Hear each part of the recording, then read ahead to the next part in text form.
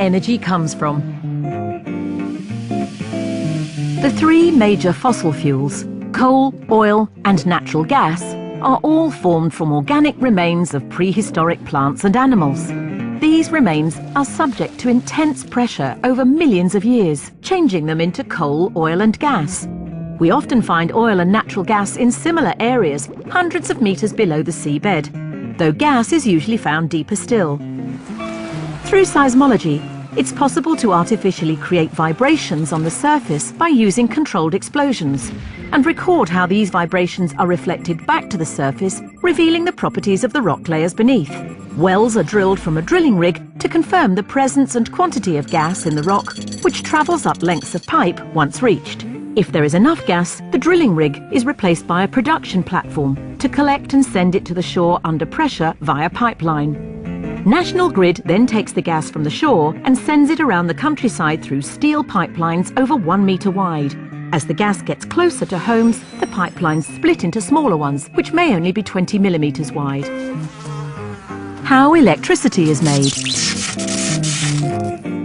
Atoms consist of a positively charged central nucleus and negatively charged electrons, which float around the outside in much the same way as satellites orbit the Earth. When groups of atoms form materials, such as metals, electrons are free to move and flow, jumping between the atoms. These materials are known as conductors. This movement or flow of electrons is what we know as electricity. Power stations work by turning mechanical energy, movement, into electrical energy. A mechanical force turns a turbine, which rotates large magnets within coils of wire, and this induces electrical current, generating electricity. Electricity generators can be powered in a number of ways. Burning fossil fuels. Coal, oil and natural gas are traditional fuels, but are harmful to the environment and cause climate change. Plutonium can be split to create nuclear energy. This method can produce huge amounts of electricity, but nuclear material is unstable and requires very careful management, and disposal of byproducts is difficult. Biomass is a renewable source of energy, including natural substances such as wood, organic waste, hydrogen gas and alcohol fuels.